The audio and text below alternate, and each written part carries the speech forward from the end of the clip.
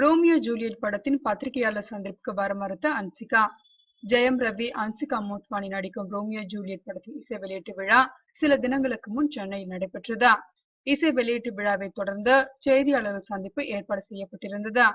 Romeo Juliet படத்தின் இசை வெளியீட்டு முடிவடைந்ததும் படக்குழுவினர் அனைவரும் செய்தியாளர்கள் சந்திப்பு நடைபெறும் இடத்திற்கு வர வேண்டும் என்று முன்கூட்டியே தகவல் சொல்லப்பட்டது.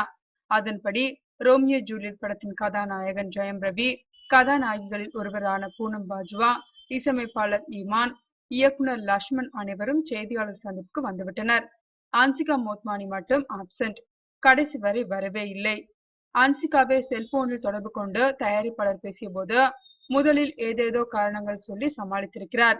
அதை ஏற்காமல் தயாரிப்பாளர் தொடர்ந்து வற்புறுத்தி அழைத்திருக்கிறார். எனவே வேறு வழி இல்லாமல் உண்மையை சொல்லியிருக்கிறார் அன்சிகா. அதாவது கடந்த சில வாரங்களாக வாட்ஸ்அப்பிலும் இணையதளத்திலும் அன்சிகாவின் நிர்வாண வீடியோ பரவி வருகிறது. அது நான் இல்லை, என்னை போல் வேறு யாரோ என்று அன்சிகா சமாளித்தாலும் அதை யாரும் நம்பவில்லை. இப்படி ஒரு சூழ்நிலையில் ரோமியோ ஜூலியட் படத்தின் செய்தியாளர்கள் சந்திப்புக்கு வந்தால் இது பற்றி நிச்சயமாக கேள்வி கேட்பார்கள் என்று பயந்து போய் வர மறுத்துவிட்டாராம் அன்சிகா.